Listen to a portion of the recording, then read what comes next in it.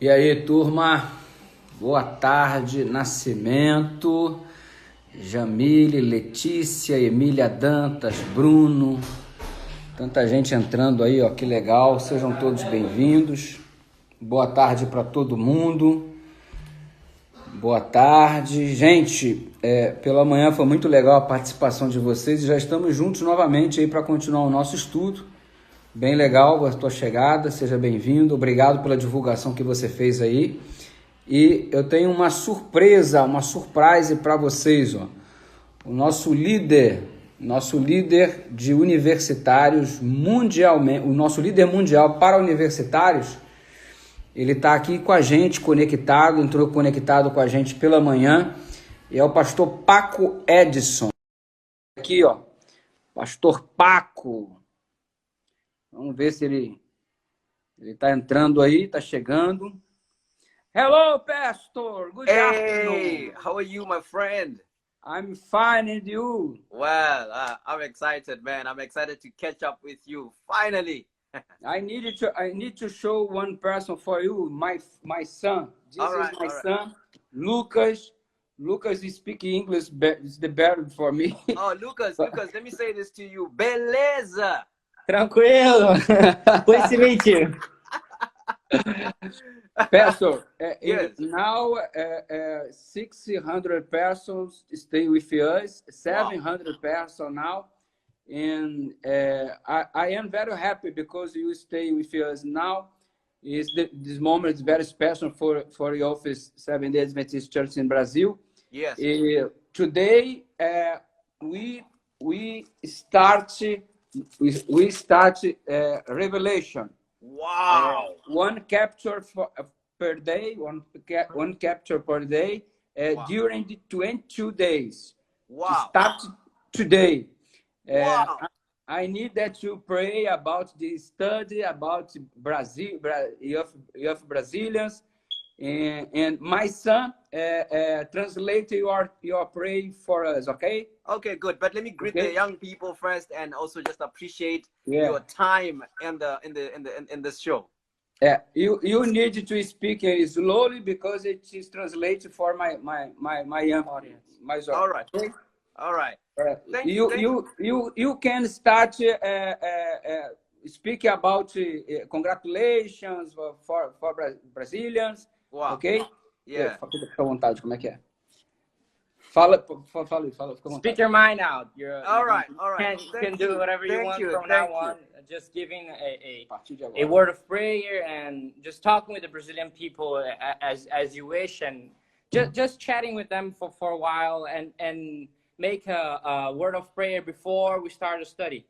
Great. Pessoal, só para esclarecimento, o pastor Paco, ele é líder mundial dos jovens universitários da Igreja Adventista do Sétimo Dia. Explica isso aí, fala para ele que eu falei isso. He's just explaining who you are to everyone that doesn't know you, and Okay. what you do, and what's your role in the Adventist and around the world. Okay. Ok. E ele participou conosco da lição pela manhã, e eu conversei com ele no direct para que ele pudesse dar uma saudação para vocês e, na sequência, fazer uma oração pedindo a bênção de Deus sobre todos nós. He's explaining that you joined us during the morning, and then he texted you so you could participate during the afternoon before the study began. Great. So he's just explaining and putting in everyone up to date on what we are doing here. Great. Então, moçada, ele vai orar para a gente agora, começar o nosso estudo sobre a revelação do Apocalipse. Antes da oração, ele vai dar uma saudação para vocês, ok? Então, recebam a saudação do nosso líder mundial para os universitários e, na sequência, ele vai orar para a gente. So if you could just say hello to everyone and just give a quick chat, and then do a prayer, Okay. so we can begin the study. Wow. Thank you so much. I must say obrigado. Muito obrigado a todo mundo. Obrigado em português, ele disse. Thank you so much, Pastor Dudu, for the chance just to say beleza to all the young people in Brazil. Beleza! Obrigado a oportunidade que o pastor Eduardo me deu para dizer beleza para todo mundo aí do Brasil. Muito feliz de estar participando. I just want to, appreciate that, the department is having a chance to communicate using social media for God's glory. Eu estou muito feliz porque eu estou vendo a participação do ministério através das redes sociais e como a gente está tendo a oportunidade de entrar em comunicação com vocês. I work with Pastor Carlos Campitelli from the South American Division, and I'm excited to connect with Pastor Dudu, an exciting, energetic young man.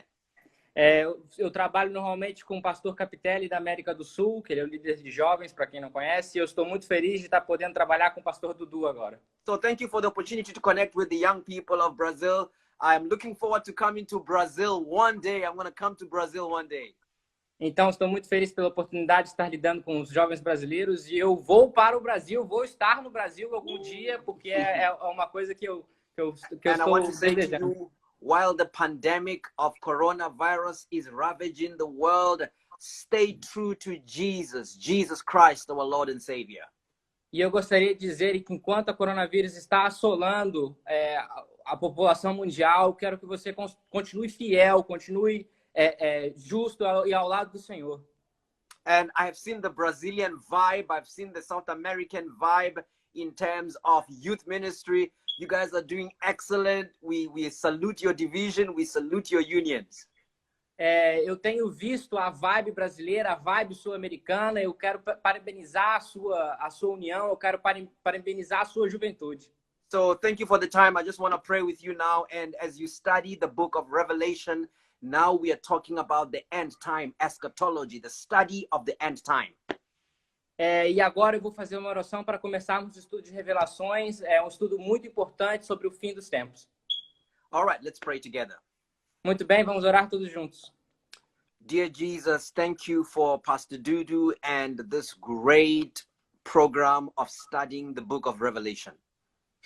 Querido Jesus, muito obrigado pelo pastor Dudu e por esse excelente estudo sobre o livro das Revelações. I pray, Lord, that you will bless every young person who is participating in this study. Eu oro, Senhor, para que você abençoe todas as pessoas que estão participando desse estudo. Lord, as we go through this pandemic, may you give us hope and courage. Deus, que você nos dê coragem e força durante essa pandemia. That we may never lose hope, but look unto Jesus, the author and finisher of our faith. Que nós nunca perdamos a esperança e continuemos olhando para Jesus, o nosso autor e nosso propagador de esperança. While we do this, Father, teach us not to be presumptuous, teach us to be practical about our approach to coronavirus. Enquanto façamos isso, Senhor, que nos ajude a enfrentar o coronavírus de maneira lógica, de não sermos irracionais quanto a isso. That the young people of Brazil in this particular union may make a difference. Que os jovens do Brasil, especialmente na União Leste, façam uma diferença nesse momento. As your Holy Spirit uses Pastor Dudu to explain the deep insights of Revelation, please may your Holy Spirit make it clear to all of us. E espero que enquanto o Espírito Santo usa o pastor Dudu para o estudo do Apocalipse, faça com que seja entendido por todos nós. Thank you for this time and bless your people, bless your young people in Brazil. Give them the energy to finish the work that you may come soon. E enquanto isso aconteça, que dê a energia e que dê a força para que isso venha a acabar logo. In Jesus' name I pray, amen. Em nome de Jesus, amém. Amém. Amen. Thank you so much, Pastor Dudu. Thank you. God bless your life. God bless all people in the United States of America. Yeah, I look forward to coming to Brazil and greet everybody. I want to see everybody in Brazil soon. Soon, very soon. All right. Bye-bye. Thank you. Bye-bye. Gente, que top, muito legal. Obrigado, filho, pela tradução aí. Meu inglês não é esse nível todo aí para poder desenvolver essa conversação tão avançada. E, gente, que honra! Estamos começando o nosso estudo do Apocalipse agora e com a oração e a participação do nosso líder mundial para os jovens universitários, que estava ligado conosco pela manhã quando nós estudamos aí a lição da Escola Sabatina, recapitulamos o assunto de Daniel, capítulo 12. Muito obrigado porque você veio, obrigado porque você não escolheu ir para a cama, dormir, tirar aquele trabalho sonário e você fixou com a gente para o estudo da palavra. Então, vamos ao estudo da palavra, porque, afinal de contas, é por isso que nós estamos aqui. Muito obrigado aí, Vicky Rocha, pela presença, SC Wilde 15, obrigado, Moraes Leandro, obrigado aí, Segundos de Esperança, Patrícia Santiago, tamo junto aí. Você viu, Patrícia, o chefão lá dos Estados Unidos participando com a gente. F. Augusto, 37, direto de São Luís do Maranhão. Um beijo, querido, um abraço para você. Dan Souza, grande abraço para você. Pastor Emerson, tamo junto aí, garoto. Vamos em frente. Abre a Bíblia aí, querido. Apocalipse, capítulo 1. E eu queria que você colocasse algumas lentes agora para você enxergar o livro do Apocalipse de um modo diferente. São as mesmas lentes que eu pedi que você utilizasse para compreender o livro de Daniel. Lente número 1, Jesus é o centro do livro. Tem tragédia? Tem. Tem praga? Tem desgraça? Tem oposição? Tem o levante do inimigo? Tem a besta? Tem, mas Jesus é o centro. Nada disso que eu acabei de citar para vocês funciona como a parte central do livro do Apocalipse. O Senhor Jesus é o centro do livro. Fica com isso na sua cabeça o tempo todo. O Senhor Jesus é o centro do livro do Apocalipse. O Senhor Jesus é o centro da Bíblia. E o Senhor Jesus deve ser o centro da nossa vida também, em nome do Senhor. Se você crê que o Senhor Jesus deva ser o centro da sua vida, diga amém para testemunhar da sua fé e da sua convicção em nome de Jesus. Ok? Primeira lente, Jesus é o centro do livro. Segunda lente, os prazos estabelecidos. Os mesmos prazos que enxergamos no livro de Daniel, eles vão se repetir aqui. Quais prazos, pastor? 42 meses, um tempo, 2 tempos e metade de um tempo, 2.300 tardes e manhãs, 2.300 anos, 1.335 dias, 1.290 anos. Você vai ver períodos de mais diversos sendo repetidos a todo tempo. O que isso significa? Segunda lente que a gente usa para enxergar o Apocalipse. Prazos, tempos determinados. Fechou? Primeira lente, Jesus é o centro. Segunda lente, prazos determinados. Terceira lente que você deve usar para enxergar o livro do Apocalipse. Muda o óculos, meu filho, coloca essa lente para enxergar as coisas. Tá certo? É uma repetição ampliada. O que você viu lá no livro de Daniel, se repetindo capítulo após capítulo, você vai enxergar de novo, sendo repetido no livro do Apocalipse, só que agora com uma riqueza de detalhes maior ainda. Repetição que se amplia, prazos determinados. Jesus é o centro. Coloca isso na sua cabeça, porque é assim que estuda o livro do Apocalipse, bem como o livro do Daniel. O negócio é tão interessante que você, nessa sua abordagem, você vai encontrar no mundo evangélico como um todo a interpretação do Apocalipse sobre 3 diferentes perspectivas. Quando você estudar com um assembleano, quando você estudar com um batista, com um presbiteriano e tal, quando você estudar com um católico especialmente, você vai perceber, se ele for um estudante da Bíblia e tiver algum conhecimento, alguma noção sobre o Apocalipse, você vai perceber que eles têm uma interpretação que pode ser ou preterista, tudo isso daqui já aconteceu lá no passado, ou futurista, nada aconteceu, vai vir por aí nos últimos dias, nos momentos finais da história da Terra, essas coisas que a gente não entende nada, vai acontecer tudo lá. O futurista, o nome já diz, coloca a aplicação lá no futuro. O preterista, o nome já diz, coloca a aplicação lá no passado. Nós somos o quê no que tange a interpretação profética? Eu e você, nós somos historicistas. Estamos vendo o cumprimento da palavra de Deus ao longo da história, atravessando os nossos dias e invadindo o futuro. Há coisas que já aconteceram, há coisas que estão acontecendo e há coisas que ainda acontecerão. Esta é a interpretação historicista. Eu sou historicista, você é historicista, nós adventistas do 7º dia somos historicistas. Os preteristas, tudo já aconteceu. Os futuristas, tudo ainda vai acontecer. Nós enxergamos ao longo de toda a história a mão de Deus guiando o leme, o nosso comandante no controle. Eu creio nisso piamente, ok? Antes de você receber a revelação do livro do Apocalipse dentro da história, que foi em torno do ano 100, mais ou menos, da nossa era, anteriormente Jesus já tinha escrito um pequeno Apocalipse. Se você olhar o Evangelho de São Mateus, no capítulo 24, aquele discurso da terça-feira à noite que antecedeu a crucifixão entre Jesus e os discípulos receberam uma declaração bombástica de Jesus. Qual foi a declaração? Jesus olhou para aquele templo magnífico, fantástico, extraordinário, todo repleto de branca mármore e de ouro, e Jesus disse que não ficaria pedra sobre pedra. E Jesus falou a respeito do fim do mundo. Os discípulos perguntaram: quando vão suceder essas coisas e que sinal haverá da sua vinda? Fizeram duas perguntas numa só. Primeiro, quando sucederão essas coisas? A queda de Jerusalém, destruição do templo. E quando que vai vir, de fato, o Senhor vai regressar a essa terra?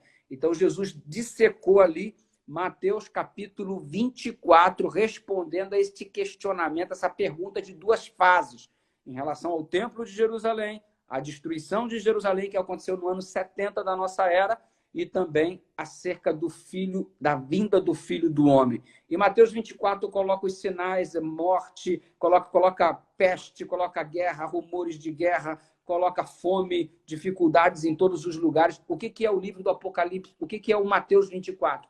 É um Apocalipse em miniatura. É um elo de ligação entre Daniel, 600 anos antes de Cristo, a este elo manifesta-se, que é a declaração de Jesus Cristo nesse pequeno Apocalipse, e depois a revelação de João. Então você tem aqui 3 elos que se ligam: Daniel, Mateus 24 e também o Evangelho, a revelação de João aqui, que é a revelação do Apocalipse. Esses 3 elos se ligam para falar acerca dos últimos acontecimentos, e através desses 3 elos temos uma visão historicista no desenvolvimento de todas essas coisas. Ok? Vamos em frente, então, no que diz respeito ao nosso estudo. Você quer ver uma outra coisa legal?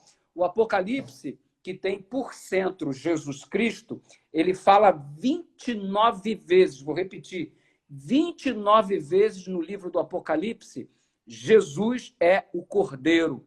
Ele é chamado de Cordeiro de Deus 29 vezes. Por que isso? Porque o cenário do livro do Apocalipse é o santuário. Você está verificando a compreensão adequada do livro do Apocalipse, ela é obtida quando você tem a visão que tudo ocorre tendo em perspectiva o santuário. E no santuário, Jesus também é o Cordeiro de Deus. E ele é 29 vezes chamado no livro de Apocalipse. E esse Cordeiro é o que traz a libertação da praga, meu irmão.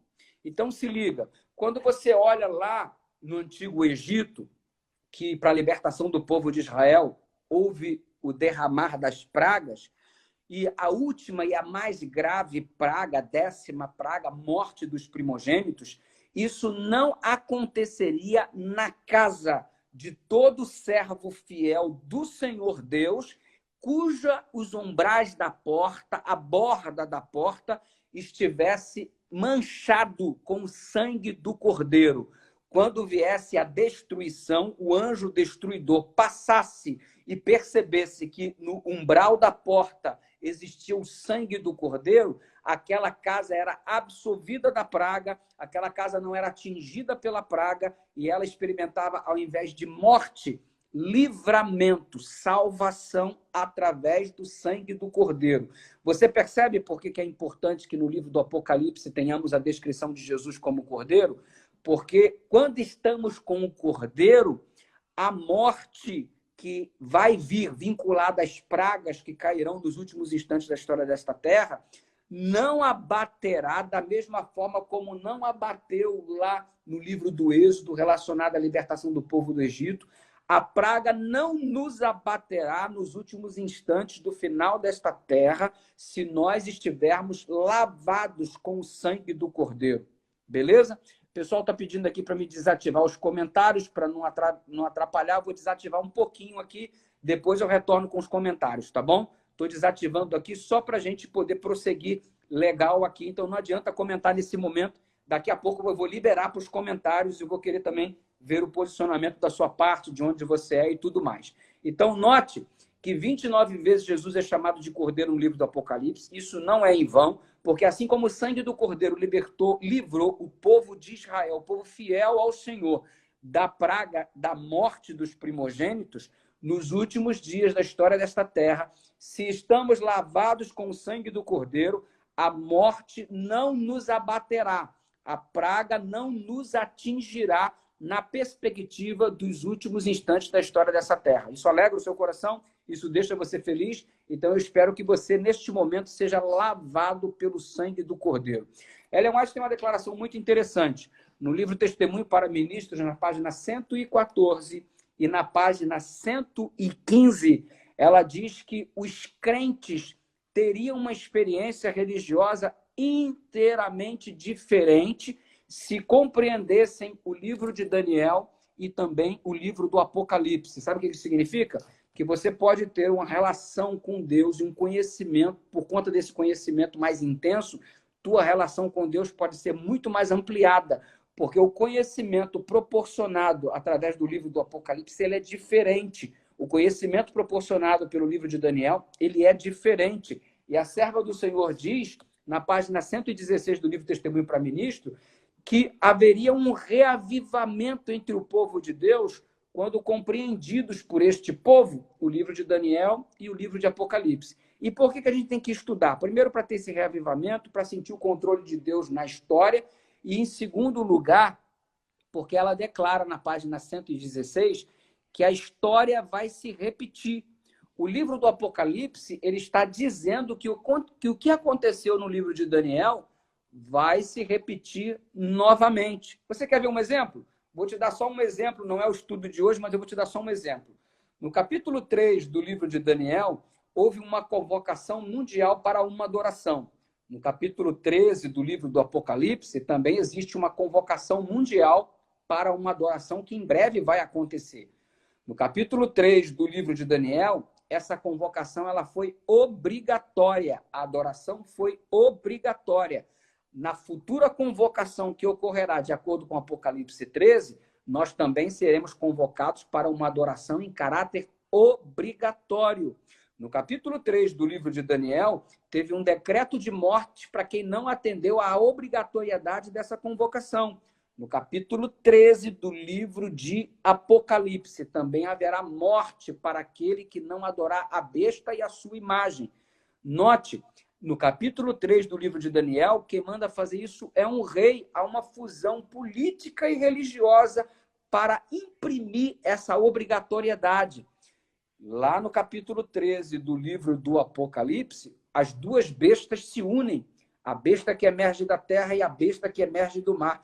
Há uma fusão política e religiosa para te obrigar também. Sabe o que isso significa? Que o que aconteceu no capítulo 3 do livro de Daniel, agora João está dizendo no capítulo 13 do livro do Apocalipse que a história vai se repetir. E a serva do Senhor, constatando isso por visão, ela disse, a história se repetirá. Então, estuda, porque você não vai ser apanhado de surpresa se tiver o conhecimento de tudo isso aí. Beleza?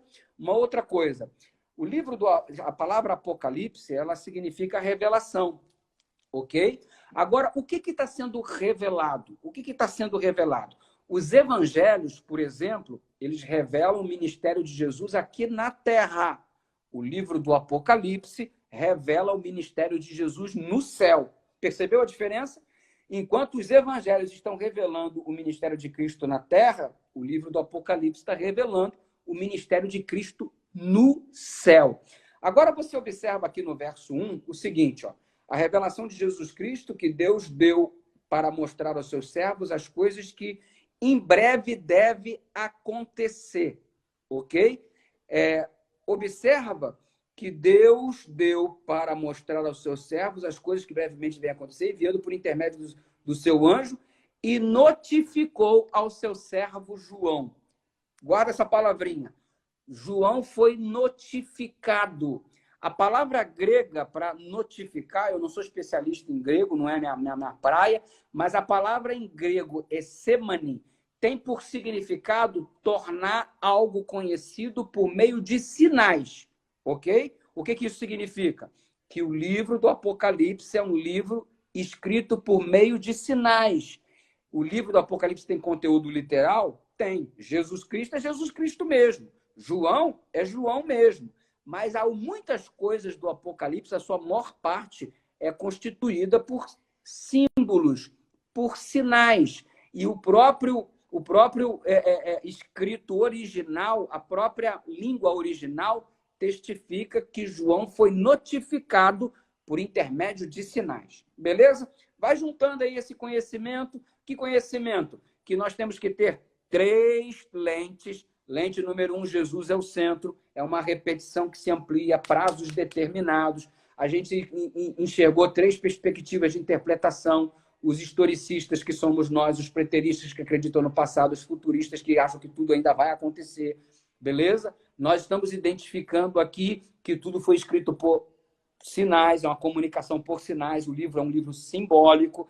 E nós verificamos aqui também que, acerca dessas coisas, Jesus nos antecipou, dizendo, nos oferecendo um pequeno livro de Apocalipse, que foi lá o Mateus capítulo 24, e que nós deveríamos reestudar o livro do Apocalipse e o livro de Daniel, porque as coisas vão voltar a acontecer, e nós devemos estudar, segundo Ellen White, porque do jeito que as coisas aconteceram no passado vão voltar a acontecer, e também para que tenhamos uma capacidade maior e melhor de nos prepararmos, ok? Que haveria um reavivamento quando nós compreendêssemos isso daí. Em Atos dos Apóstolos, Ellen White diz que o livro do Apocalipse, a revelação, ela foi dada para guia e conforto da igreja. Você está desorientado nesse momento que nós estamos vivendo? O Apocalipse foi te dado para que você tenha o guia necessário, ok? Teu coração está meio perturbado, você anda meio angustiado, o coronavírus está angustiando você, essa sensação de insegurança, de incerteza do amanhã, está te deixando... É para produzir conforto para a igreja, para que a igreja acredite que Deus está aqui, ó, no leme, e nada do que está acontecendo nada acontece nesse mundo sem que Deus anteriormente tenha avisado. Se ligou nisso daí? É para você ter conforto, é para você ter o teu guia, o teu manual de instrução, e para você ficar avisado de tudo que vai acontecer. Que isso aí não me surpreende. Eu já tinha estudado o Apocalipse.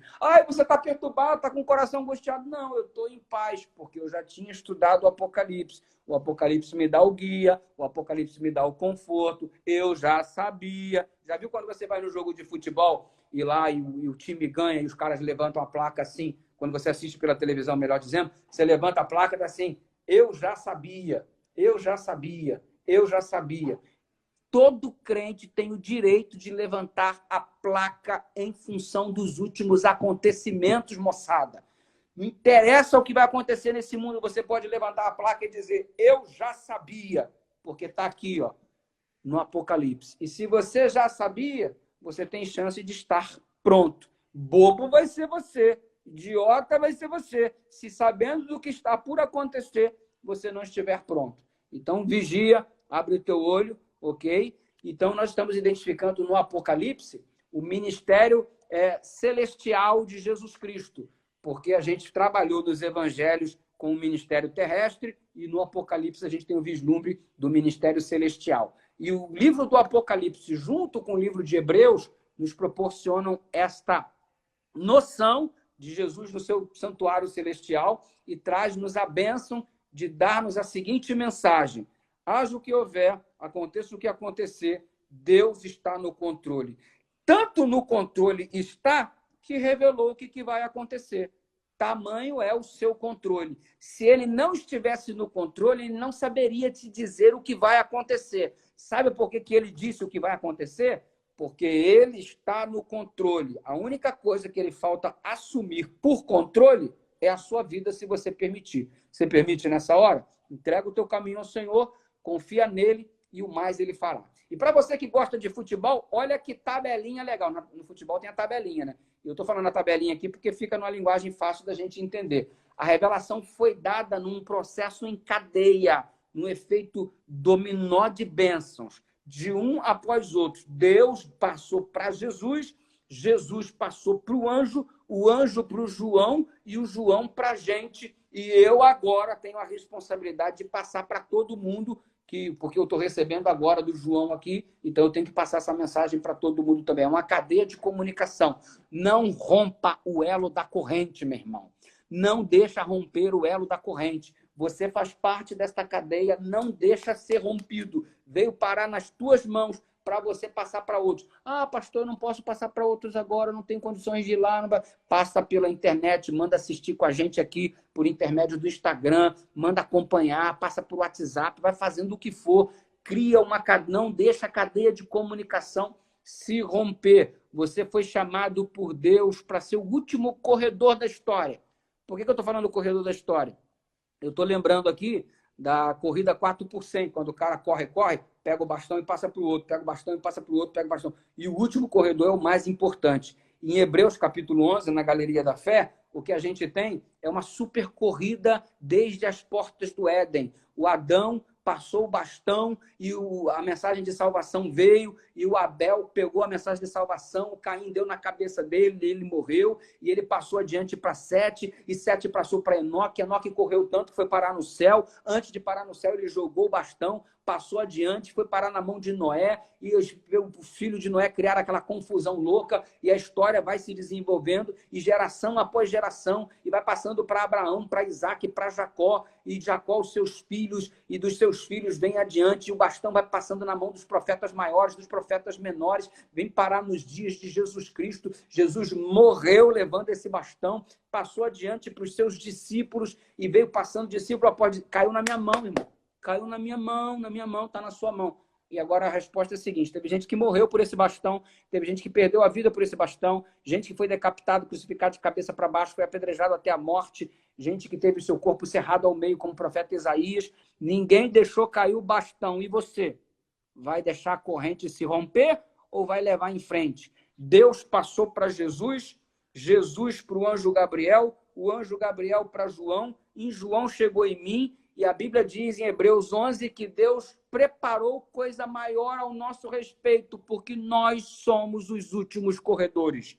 Nós somos o corredor da reta final, aquele que tem que agora dar gás. E se você deixar esse bastão cair, tudo que foi feito para trás não terá valido de nada. Então, leva adiante esse bastão.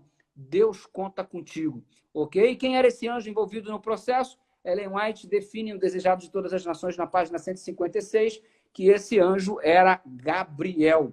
Gabriel, que é o mesmo anjo que apareceu para o profeta Daniel no capítulo 8, 9 e 10 do seu livro. E aqui no verso 3, você já tem a mensagem da bem-aventurança. Isso aqui você está careca de escutar, ou está cabeludo de ouvir, que diz: bem-aventurado aquele que lê, aquele que ouve e aquele que guarda. Então, já não é chover no molhado. Eu vou chover no molhado aqui, dizendo que a Bíblia tem que ser lida, tem que ser escutada. Naquele tempo em especial, poucas pessoas liam, por isso que as leituras eram de modo audível para a congregação. O próprio Cristo, quando na sinagoga foi, ele leu em voz alta, ok, a profecia de Isaías, e terminou dizendo: hoje acaba de se cumprir o que vocês escutaram, né?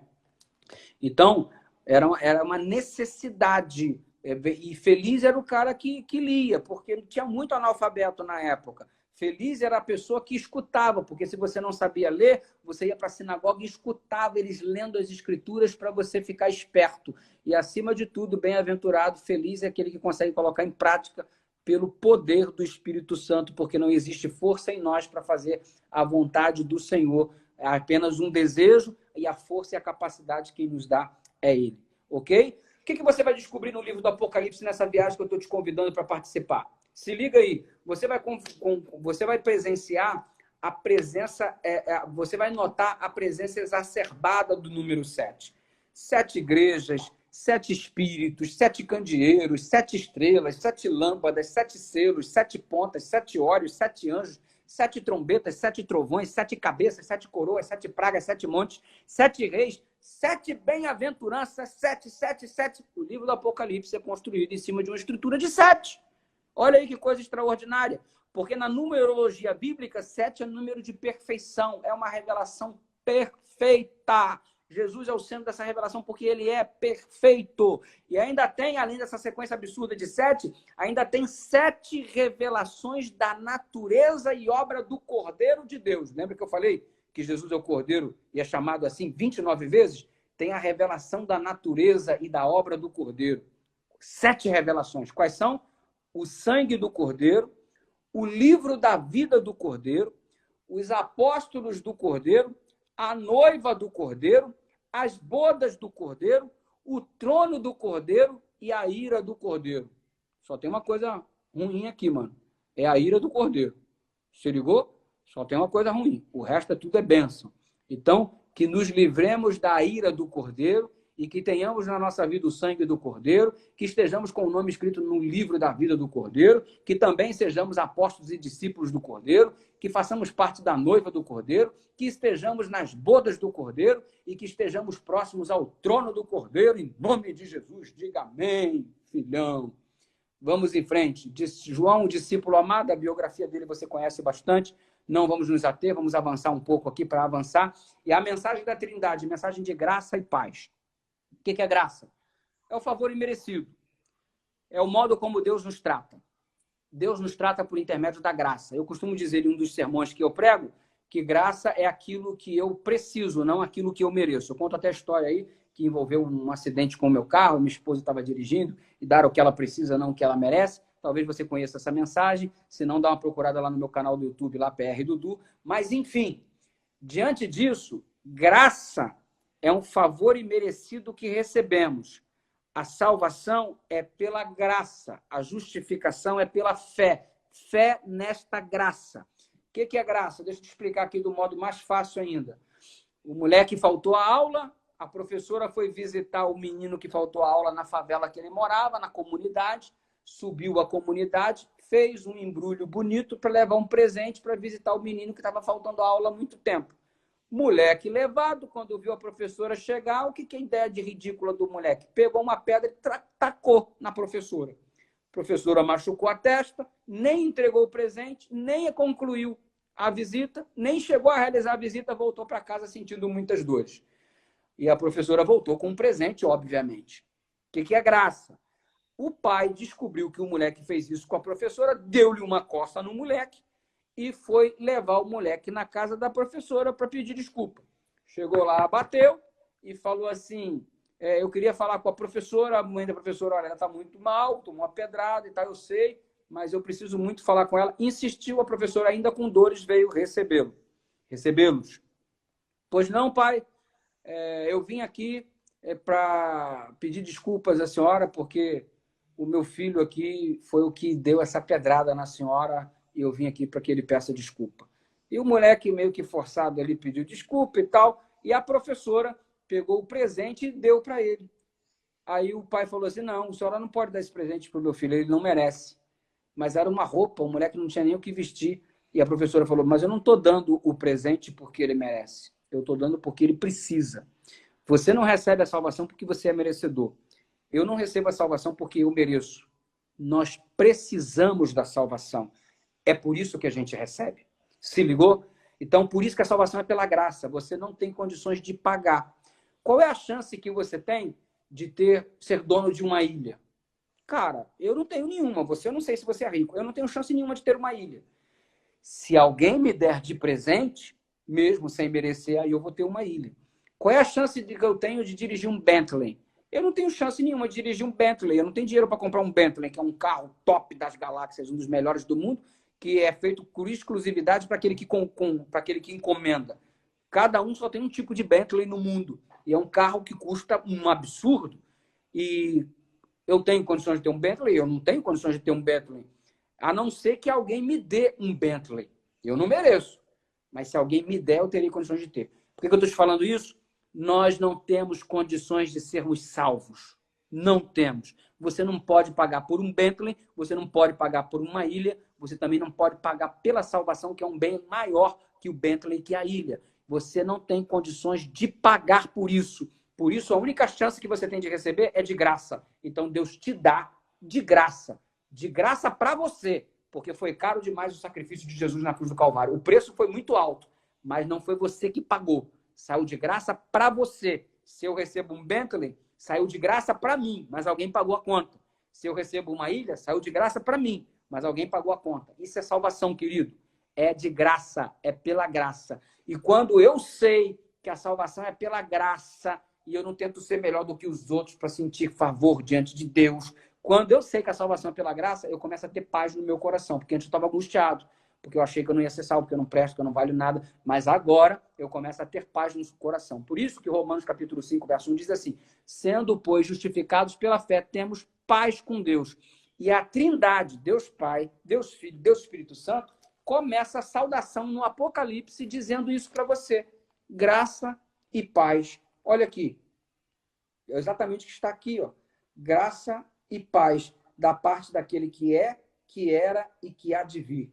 Então, o verso 4 diz assim: João, as 7 igrejas que se encontram na Ásia, graça e paz a vós outros, da parte daquele que é, que era e que há de vir, e da parte dos 7 espíritos que se acham diante do seu trono, e da parte de Jesus Cristo, que é, que era e que há de vir. Quem era o grande eu sou, Deus o Pai. Os 7 espíritos, o 7 é sinônimo de perfeição, refere-se ao Espírito Santo. E da parte de Jesus Cristo. Significa o seguinte, põe na sua cabeça. Deus quer que você tenha paz. Para de ter esse coração perturbado. Eu lhes dou a minha paz, disse Jesus. A minha paz vos dou. Não vos la dou como o mundo a dar. Ok? Deixo-vos a minha paz vos dou, disse Jesus. Deus quer que você tenha paz. Mas você só vai ter paz quando você for salvo pela graça.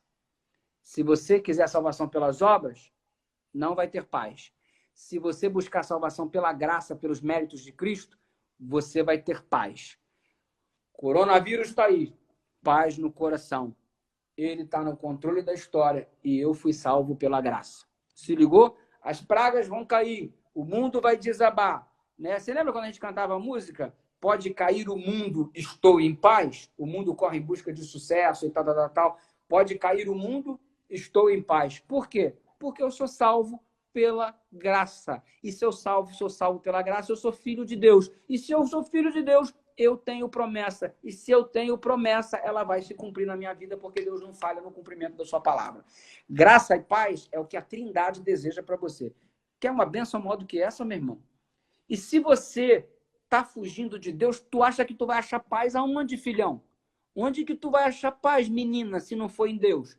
Ele, o príncipe da paz, está te oferecendo paz, está te oferecendo graça. Você acha que você vai achar salvação em algum outro lugar que não seja em Jesus Cristo? Você acha que você vai experimentar paz em outro lugar que não seja Jesus Cristo? Está aqui, ó. É a revelação do Apocalipse. É um livro maravilhoso. Eu tenho medo de estudar o Apocalipse. Medo de encontrar a graça de Deus? Medo de encontrar paz por manifestação dessa graça na sua vida? Isso é uma bênção muito grande, gente. Aí você vê aqui as características de Jesus Cristo, que é o personagem central do livro. Aqui começa de um modo fantástico. E eu quero te convidar agora para viajar comigo nas características de Jesus Cristo. Isso aqui é top demais, gente. Isso aqui é top demais. Número 1, ele é fiel testemunha. Olha o verso 5 aí. Número 1, ele é fiel testemunha. E aquilo que foi impactando o seu coração, bate um print de tela, escreve aí aquilo, um texto aí que impactou, que momento desse estudo que foi legal. Tem muita gente que fez isso com a lição da Escola Sabatina, umas frases de efeito, alguma coisa que fez muito bem para você ter escutado. Bate um print de tela, coloca no seu stories, me marcando PR Dudu, que eu vou depois repostar para a gente ver o reflexo do nosso estudo, tá certo? Então, olha as características de Jesus. Número 1, fiel testemunha. Verso 5. O que é fiel testemunha? É alguém que você pode confiar. O que ele vai dizer não é uma outra coisa a não ser a verdade. E a gente está com uma dificuldade muito grande nestes dias de hoje de confiar em alguém. Porque quase não existe pessoas de confiança. Hoje, às vezes, você confia no seu cônjuge e daqui a pouco recebe um par de chifre. Você confia no seu colega de trabalho, daqui a pouco ele te deleta para que ele preserve o emprego dele e você perca o seu em detrimento dele. Então você está confiando num amigo, revela um segredo, daqui a pouco o cara conta teu segredo para todo mundo e às vezes ainda publica na internet e você fica na mão do cara, sua vida acabou porque você confiou em alguém que te deixou para trás. Ei, ele é a fiel testemunha. Nele você pode confiar. Nele você pode confiar. O Apocalipse diz que ele é fiel testemunha, ok? Ou seja, Estamos vivendo em dias que palavra não significa muita coisa nos relacionamentos, mas em Cristo pode acreditar que a palavra dele significa muita coisa. Aquilo que ele faz, ele cumpre. Se ele falou, está falado. Ele é fiel testemunha. Imagina você, um dia eu estava discutindo sobre dificuldades de trabalho com um colega. Cara, isso está errado, mano. Não podia ser assim. A gente tinha que rever isso daí e tal, não sei o que, não sei o que. Vamos falar com o presidente? Vamos falar com o presidente. Vamos falar com o presidente. Cara, você fala. Não, você fala e eu te apoio. O cara me disse, o cara que estava comigo. Não, você fala e eu te apoio. Sério mesmo? Cara, eu vou lá que tá entalado aqui, mano. Eu preciso pôr para fora, senão vai virar câncer. Eu vou colocar para fora de um jeito educado, obviamente. Você não vai falar com o teu chefe de modo exacerbado e não deve falar com ninguém. Aí, se liga. Eu fui falar com o meu chefe, mano.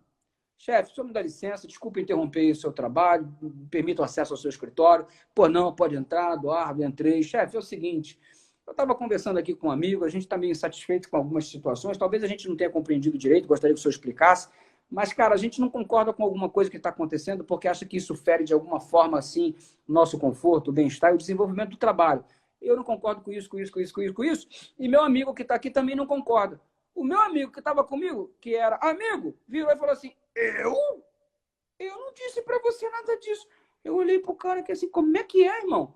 A gente acordou para entrar na sala juntos aqui para expor o problema, que um problema que afeta tanto a mim quanto a você. Você concordou de vir aqui e apenas decidimos que eu seria o porta-voz? Não, nada. O cara negou tudo.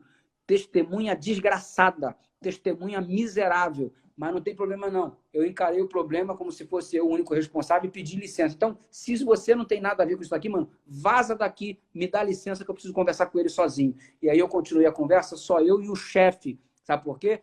Porque o cara não era uma fiel testemunha. Testemunha miserável que te deixa na mão na hora que você mais precisa. Quem tem amigo como esse não precisa de inimigo. O diabo tira férias se você está perto de gente assim. Então, brother, é o seguinte, diante dessa perspectiva, o livro do Apocalipse aponta Jesus para você como fiel testemunha. Nele a gente pode confiar. Tem uma música muito top. Nele a gente pode confiar.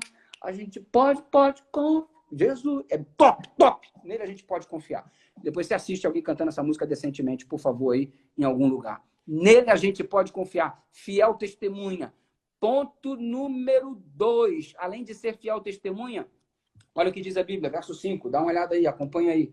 Da parte de Jesus, que fiel testemunha. O primogênito dos mortos. Mas como assim primogênito dos mortos? Protótokos é a palavra grega. Primogênito dos mortos, protótokos. Por que ele é o primogênito? É o primeiro que morreu? Não, muita gente já morreu antes dele. Mas ele tem uma morte que é aplicada a ele como única do gênero. Ou seja, 5 vezes a palavra é escolhida como superioridade, excelência em caráter, supremacia, dignidade e importância. Ellen White diz que Jesus é a primícia dos mortos, e agora eu vou te explicar por quê. É só você dar uma conferida no Desejado de Todas as Nações, na página 754. A Bíblia ela é toda construída especialmente numa linguagem meio agrícola, não é? E quando Cristo ressurgiu dos mortos, ele foi como a primícia dos que dormem. O Desejado de Todas as Nações fala isso, ok? Que ele é a primícia dos que dormem. E pegando essa linguagem agrícola, todo ano, há cerca de 1000 anos, o povo de Israel apanhava a primícia da colheita, ok? Os primeiros grãos que amadureciam, eles colhiam e levavam ao templo. Para que levavam ao templo? Para ser oferecido lá na festa. Só podia colher o restante daquilo que estava para ser colhido depois que apresentasse no templo as primícias da colheita. Você entendeu isso? As primícias da colheita eram apresentadas no templo, depois, então, toda a colheita de grãos ela era colhida. Por mais de 1000 anos fizeram isso. Foi assim. O molho dedicado a Deus representava a colheita. E depois que era dedicado a Deus, toda a plantação, então, poderia ser ceifada. Ok? Por que Cristo é primícia? É o molho principal. Porque ele morreu, ele ressuscitou e ele foi apresentado como vitorioso diante de Deus. E agora, uma vez que a ressurreição e o ministério dele foi aceito, tudo que vem para trás e tudo que vem para frente tem a chance de se enfrentar à morte e de ressuscitar também. Por quê? Porque assim como ele foi aceito como primogênito dos mortos, todos os demais que experimentarem a morte poderão ser aceitos para participarem da ressurreição, graças a Cristo, que é primogênito dos mortos, que é a primícia dos que dormem. Isso alegra o seu coração? Isso significa que, ainda que você enfrente a morte, ele é a ressurreição e a vida. Quem crê nele, ainda que morra, viverá. Que coisa linda isso daqui. E ele é o primogênito dos mortos, no sentido de que ninguém experimentou o tipo de morte corporativa como ele experimentou, e ninguém experimentou o tipo de morte que ele experimentou, que proporcionaria salvação. Ninguém morreu como ele. Ele é o primeiro e é o único. Ele é o primogênito dos mortos nesse sentido. Não é no sentido de que o sentido simplesmente literal de que ele é primogênito, porque ele é o mais velho.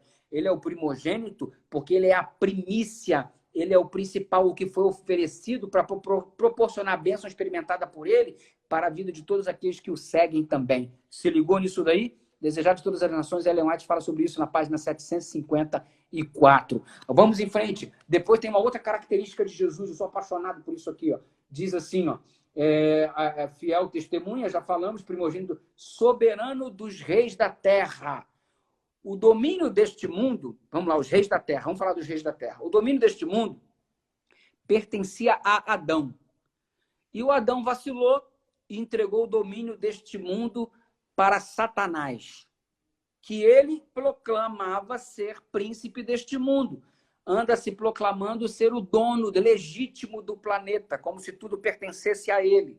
Ei, o mundo pertence a Deus. O Salmo 24 diz, do Senhor é a terra e tudo que existe. Deus é o dono. O Senhor Jesus é o dono. Mas o diabo tomou isso, tomou lá de Adão, usufruindo esse título para si mesmo, como se fosse dono de alguma coisa. Aí você chega à cena lá da tentação do deserto. Jesus está no deserto, Mateus capítulo 4 ilustra isso daí. E daqui a pouco, olha o papo do inimigo. Se você prostrado me adorar, eu te dou todos os reinos desta terra. Ele é dono do mundo? Ele é príncipe? Ele é o dono do mundo? Ei, ninguém pode oferecer aquilo que não lhe pertence. Eu não tenho condições de te dar algo que não é meu. Olha, eu vou te dar o Rolls Royce. Eu não tenho Rolls Royce para te dar, então não tem como oferecer alguma coisa que não me pertence. Então, brother, o diabo é o pai da mentira, entre outras coisas, por isso. Porque ele oferece algo que não tem, tá ligado? Você está caindo na conversa fiada do maligno para ele te oferecendo uma coisa e você vai atrás como se isso fosse verdade. É mentira. Ele não vai te dar uma família porque ele não tem família para te dar. Ele não vai te dar paz porque ele não tem paz para te dar. Ele não vai te dar vida porque ele não tem vida para te dar. Tudo que ele tem para te dar é aquilo que ele tem. Morte e destruição. Ok? E isso aí você não quer, e nem eu e a gente que não é bobo, vamos pular fora disso daí. Beleza? Vamos avançar aqui. Ele, príncipe do rei da terra, é o Senhor Jesus. O domínio está sobre ele e não sobre o inimigo das nossas almas. E ele vai voltar como rei dos reis e vai voltar como Senhor dos senhores. Agora, olha essa outra característica aqui de Jesus. Verso 6. Nos constituiu reino e sacerdotes, parará, parará, parará. Aqui, ó, pelo seu sangue. Aqui, 5. Da parte de Jesus Cristo, fiel, testemunha, primogênito dos mortos, soberano dos reis da terra. Agora, o próximo. Aquele que nos ama. Nossa, nós somos amados de Deus. Note que o verbo não está no passado. Aquele que nos amava e desistiu da gente. Aquele que nos amava e não quer saber mais da gente. Ou aquele que um dia vai nos amar. Nesse momento ele não nos ama. Não é isso. É aquele que nos ama, ponto final. E nos ama tanto que em seu sangue nos lavou dos nossos pecados. Você fica aí, meu irmão, se achando, ninguém me ama, ninguém me quer, como é que pode? Se sentindo... Vai ler o livro do Apocalipse para você entender o quanto você é amado. Vai ler os evangelhos, vai cair no estudo da palavra para você perceber o quanto você é amado. E quando você descobre o amor de Deus na sua vida, o amor das pessoas são importantes, mas se eles não existirem, você permanece em pé do mesmo jeito. Isso aí, mano. É isso aí. É por isso que tem que amar a Deus sobre todas as coisas, porque quando você ama a Deus sobre todas as coisas, você só o ama porque ele te amou primeiro. É assim que diz a Bíblia. E sob essa perspectiva, eu quero que você entenda o quanto você é amado. Você foi tratado, nós fomos tratados como nós merecíamos, não como nós merecíamos. Ele foi tratado como eu e você merecíamos ser tratados. Aquela cruz era para mim, aquele chicote era para mim, aquela coroa de espinho era para mim. Ele foi tratado como a gente merecia, para que nós tivéssemos direito a algo que pertencia a ele. Entendeu isso? E você acha que você não é amado? Você fica chorando pelos cantos da parede como se você fosse a pior criatura do mundo? Ei, para com isso. Deixa eu te dizer outra coisa. Ele recebeu a nossa condenação para que eu recebesse a justiça dele imputada sobre mim. Foi imputado sobre ele os meus pecados para que a justiça dele fosse imputada sobre mim. E eu hoje sou considerado justo porque ele tomou os meus pecados sobre ele e imputou a justiça dele sobre mim. É por isso que eu sou chamado de justo. É por isso que eu sou qualificado como justo. Não porque eu sou o cara, eu sou o bonzinho, mas porque ele imputou pela sua graça a justiça dele sobre mim e os meus pecados sobre ele na cruz do Calvário. Se você aceita o seu sacrifício, você é considerado justo diante de Deus. Então você ainda tem dúvida que você não é amado por Deus? Ao tomar a nossa natureza, ao Jesus se tornar homem, o verbo se fez carne e habitou entre nós. Daqui a 3 minutos a live vai cair, eu vou retomar. Se você estiver já cansado, eu respeito isso daí, tudo bem, fica à vontade, você não é obrigado a estar colado aqui, mas eu tô empolgadinho aqui, eu vou terminar o capítulo 1 do livro do Apocalipse, estou te convidando para você vir comigo, não sei se você tem algum outro compromisso, mas fica comigo, a live vai cair em 3 minutos, mas a gente vai retomar, ok, daqui a pouco para continuar. E essa live vai ser trabalhada, porque o vídeo vai ser colocado no canal do YouTube, ok? O Léo, que é o cara que edita todas as minhas lições da Escola Sabatina, vai estar colocando no YouTube direitinho, o vídeo vai estar à sua disposição daqui a 1, 2 dias, mais ou menos, tá bom? Então, hoje é o vídeo, o capítulo 1, daqui a 2 dias vai estar no YouTube. Depois, amanhã o capítulo 2, daqui a 2 dias, depois do capítulo 2 vai estar no YouTube e assim sucessivamente. Tá certo? Então, você é amado porque ele tomou os seus pecados e imputou sobre nós, sobre você e mim, a justiça dele. Nós somos amados porque os méritos que pertenciam a ele, ele outorgou a mim, e a condenação que pertencia a mim, ele outorgou a ele. Nós somos amados. E nós somos amados, olha a prova disso. Olha a prova disso. Cara, isso aqui é demais. Desejado de todas as nações, na página 21, Ellen White declara que o Salvador, quando tomou a nossa natureza, ele ligou-se à humanidade por um laço que jamais se repartirá. O corpo que Jesus tem, as perfurações nas suas mãos, vai acompanhá-lo por toda, né? Alguns dizem que é no pulso, né? Vai acompanhá-lo por toda a eternidade. Ele nunca mais vai deixar de ter este corpo que ele possuiu quando aqui na Terra esteve. Ele se ligou à humanidade por este laço indissolúvel. Jamais ele deixará de ter. Ele assumiu esse corpo para vir, para nos salvar. E o corpo que ele assumiu, jamais ele vai deixar de ter. Que coisa! Você vai ter o seu corpo transformado, você vai ter o seu corpo perfeito no céu, e Jesus vai ter um corpo que não é perfeito, porque está perfurado. E sabe o que isso significa? Que isso é por amor a você. E você ainda se acha não importante, você ainda se acha pouco amado, você ainda vai ficar tristinho e depressão por causa disso, porque ninguém te ama, ninguém te quer. Olha o que Jesus fez por você. Em Cristo se acham ligados à família do céu e da terra. Cristo glorificado é nosso irmão, diz Ellen White no texto Desejado de Todas as Nações. Ok? Agora, olha o que diz Ellen White. Ele tomou o nosso pequenino mundo, sob a maldição do pecado, a única mancha escura em toda a gloriosa criação. Em toda a criação de Deus, qual é a única mancha que existe? O planeta Terra. O planeta Terra é a única mancha que existe em toda a criação de Deus. E sabe o que Ellen White diz? Que Deus vai pegar essa mancha escura no meio de sua gloriosa criação e vai honrar este planeta acima dos outros mundos. Cara, é inexplicável isso. Porque acima dos outros mundos, esse planetinha que nós vivemos, ele vai ser honrado. Porque é o único lugar que ele veio aqui para fazer o que fez em prol da salvação da raça humana. Que negócio top, que negócio fantástico. E agora, preste atenção no que Ellen White continua dizendo na página 21 e 22 do Desejado de Todas as Nações.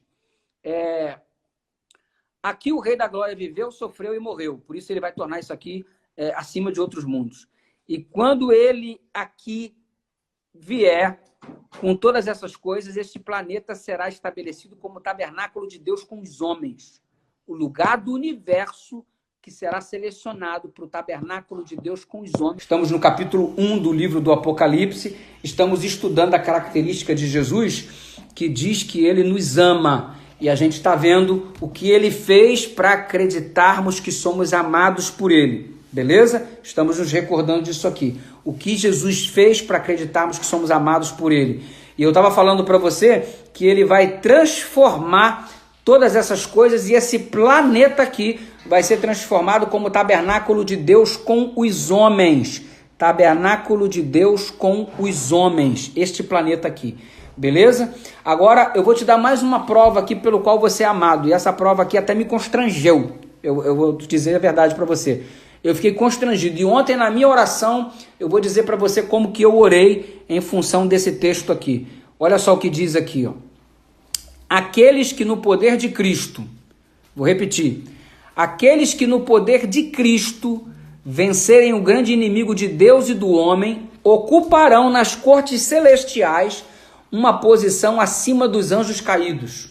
Cara, Desejado de Todas as Nações, página 242.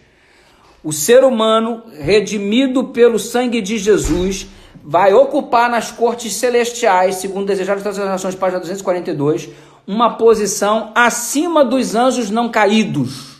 Eu e você, pelos méritos de Cristo, ocuparemos uma posição acima dos anjos que nunca pecaram. Mano, isso aqui mexeu demais comigo. Eu virei na minha oração para Deus ontem e falei assim, Senhor, eu nem quero estar acima de anjo nenhum. Se eu tão somente estiver lá, já tá bom. Entendeu isso daí?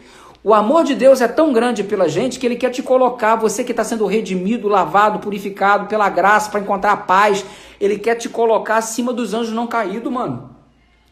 Eu falei para o Senhor na minha oração, Senhor, eu nem quero isso para minha vida. Se eu só estiver lá, já tá bom demais. Já tá bom demais. Moçada, ele veio para nos elevar. Ele continua aqui dizendo assim, ó, que nos fará reis e sacerdotes. Você vai reinar com Cristo. Você está sendo elevado da posição que você está por uma posição maior, mais elevada. Ou seja, Deus nos ama tanto que a intervenção dele na nossa vida vem para nos elevarmos. O verso continua dizendo assim, aquele que nos ama, nós somos amados de Deus, pelo seu sangue nos libertou dos nossos pecados, o sacrifício de Jesus, já falei sobre isso, nos constituiu reinos e sacerdotes para Deus o Pai, a ele seja a glória e o domínio pelos séculos eternos. Ei, você vai reinar com Cristo, tu vai ser rei, irmão. Ele te constituiu como sacerdote. Qual é a função do sacerdote? Basta você olhar Jesus Cristo, que intercede por nós diante de Deus e tal. Ele nos constitui sacerdotes. O que isso significa? Que você tem uma vida de intercessão a fazer. Já ouviu falar daquele negócio de oração intercessora? Já? O que é oração intercessora? É o ministério que você realiza pedindo a Deus bênçãos para a vida das pessoas que você quer que sejam abençoadas. Oração intercessora é o Abraão, cara, que estava vendo o filho dentro de Sodoma, que estava prestes a ser destruída, e ele começou a interceder pela salvação do sobrinho, do filho não, do sobrinho, Ló. Senhor, se tiver 50 justos, se tiver 30, se tiver 20, ele intercedendo, orando pela salvação do sobrinho. Ok? O que isso significa? Intercessão. O que isso significa? Ministério de intercessão. Você orar pelas pessoas. É o ministério sacerdotal que Deus otorgou para você. E como é lindo ver quantas mães oram pelos seus filhos. Quantos filhos não tiveram a vida ceifada ainda pelas drogas, por um tiro na cabeça em meio das baladas, por uma briga, por um ato de violência. Porque quando chegam em casa encontram as mães orando por eles. Ministério sacerdotal. Será que não chegou o momento de orarmos mais uns pelos outros? Será que não chegou o momento de realizarmos o nosso ministério sacerdotal? Orar pelo nosso país, orar pelos nossos governantes. A gente mete o pau nos governantes, a gente ora por eles. A gente mete o pau nisso, mete o pau naquilo. A gente ora por essas pessoas que às vezes a gente fala tão mal. A gente reclama de fulano, de Bertano, de ciclano. Onde está o ministério sacerdotal nosso de orarmos inclusive pelos nossos inimigos, conforme recomendou Jesus nos evangelhos. A oração intercessora move o braço de Deus. Oremos uns pelos outros. Gente, depois que lê essas características de Jesus, João disse assim: a ele seja a glória, o domínio pelos séculos dos séculos. Amém. E eu digo nesse momento a mesma coisa: a ele seja a glória, o domínio pelos séculos dos séculos. Amém. E aqui continua dizendo assim no verso 8: eu sou o alfa e o ômega, diz o Senhor, o que é, o que era e há de vir, o Todo-Poderoso. Ele é o princípio e o fim, porque alfa é a primeira letra do alfabeto grego, ômega a última letra. Jesus é o início e é o fim, ele é o eterno, ele não conhece limitação e barreira de tempo e de espaço, ele sempre foi, sempre é e sempre será. Era, é e há de vir. Foi, é e sempre será o nosso Deus Todo-Poderoso. Ele é divino e ele também é humano. Esse é o nosso Jesus Cristo. E você vai ter um vislumbre dele a partir do verso 9, porque João estava na tribulação, estava na angústia, continuou perseverando, e aqui tem o exemplo de João para a nossa vida. Você que está vivendo em angústia, você que está vivendo em provação, assim como João perseverou, perseveremos nós também, firmes no caminho que, embora estreito, é o único que conduz à vida eterna. João foi parar na ilha de Pátimos, ok? E antes disso tem no verso 7 a tônica: eis que venho com as nuvens e todo olho verá, até quantos traspassaram. A volta de Jesus é a nota tônica do livro do Apocalipse, e não diferentemente aqui no capítulo 1. Jesus vai voltar. Mas eu queria te falar alguma coisa aqui sobre a volta de Jesus. Precisa ser esclarecido. Parece até uma aula de teologia, mas me desculpa, porque precisa ser esclarecido. Diz assim no versículo 1, revelação de Jesus Cristo que Deus deu para mostrar aos seus servos as coisas que em breve devem acontecer. Aí vem o versículo 7 dizendo que Jesus vai voltar. Em breve. Como assim em breve, mano? Já passou 2000 anos, mano. Que papo é esse de breve, João? Revelação de Jesus Cristo que Deus lhe deu para mostrar aos seus servos as coisas que em breve devem acontecer. Aí termina o verso 3 dizendo aqui assim, ó: e guardam as coisas escritas porque o tempo está próximo. Que próximo é esse, mano? Que breve é esse? Já se passaram mais de 2000 anos. Que breve, que próximo é este? Eu preciso compreender isso aqui, porque senão eu vou entrar em parafuso. E a gente está sempre dizendo: Jesus em breve virá, Jesus em breve virá. 2000 anos já se passaram e chegou a hora da gente estudar um pouquinho desse negócio de breve. Que breve é esse daqui? Temos que levar em consideração o seguinte: alguns pontos. Ponto número 1. Para todo indivíduo que morreu, a volta de Jesus é breve. Porque os mortos não sabem de coisa alguma, diz Salomão na carta dos Eclesiastes. Os mortos não sabem de nada, tampouco ele tem participação no mundo dos vivos. Quem morreu está dormindo e quem está dormindo não sabe o que acontece. No dia que eles ressuscitarem, para eles foi o breve. Porque quando você acorda de manhã, você não sentiu que passaram-se 8 horas de sono, 9 horas, 7, 5, eu não sei quanto tempo você dorme. Você não sentiu essas horas passarem porque você estava dormindo. Nossa, como foi rápido. Você sabe que passou 8 horas, mas não foi penoso para você essas 8 horas. Foi breve. Todo indivíduo que está dormindo no Senhor, quando ele ressuscitar para ver Jesus voltar, terá sido breve para ele. Se ligou nisso daí? Porque a morte é como um sono, no sono não há consciência, no entanto, o indivíduo ressuscita. Exemplo, João, 2020 anos se passaram. Para ele, no caso, 1900 e poucos anos, que ele morreu no ano 100. Ok? Ele não terá sentido 1900 e poucos anos se passarem quando ele ressuscitar. Para ele foi breve. A breve volta de Jesus. Perspectiva número 1, analisando o prisma da morte. Perspectiva número 2. A mesma palavra usada para esse breve aí, para esse esclarecimento, deve ser levada em consideração, porque o Daniel, lá no capítulo 2, ele recebeu a visão dos reinos, né? As partes da estátua simbolizando cada parte o reino, respectivamente Babilônia, Medopérsia, Grécia, Roma dividida, e a pedra vindo, que foi cortada sem auxílio de mãos, que representa o reino de Deus. E aí ele diz lá no versículo 40 e pouco, que nos últimos dias virá a pedra sem o auxílio de mãos. Aí João utiliza a mesma palavra usada por Daniel para descrever os últimos dias. Ele diz que esses últimos dias, ele coloca a mesma palavra que Daniel anotou lá para últimos dias como sendo a palavra para breve. Diante dessa perspectiva, o que a gente nota? Que para Daniel eram os últimos dias. Já que tanto tempo se passou, para João, então está breve. Ok? Essa é a segunda perspectiva. E a perspectiva outra é a seguinte: o breve é a revelação de Deus sob a perspectiva do próprio Deus. Porque de acordo com 2 Pedro capítulo 3, verso 8, um dia para Deus é como se fosse 1000 anos. 1000 anos como se fosse um dia. Então o que é breve para Deus não é breve para a gente, porque a contagem e a perspectiva de tempo de Deus é completamente diferente da nossa. Então quando João escreve que em breve vão acontecer, ele está escrevendo pela revelação de Deus, na perspectiva de Deus. E se ele tomar como ponto de partida Daniel, então é breve mesmo, porque eram os últimos dias. Eu estou recebendo essa revelação agora tanto tempo depois, então tá mais breve do que estava para Daniel. E a outra questão é que para Deus a outra questão é que a morte é como um sono.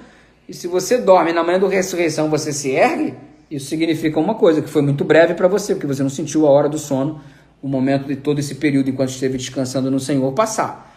É claro que eu prefiro esperar a volta de Jesus vivo, né? Ainda que passe tanto tempo, mas que seja vivo.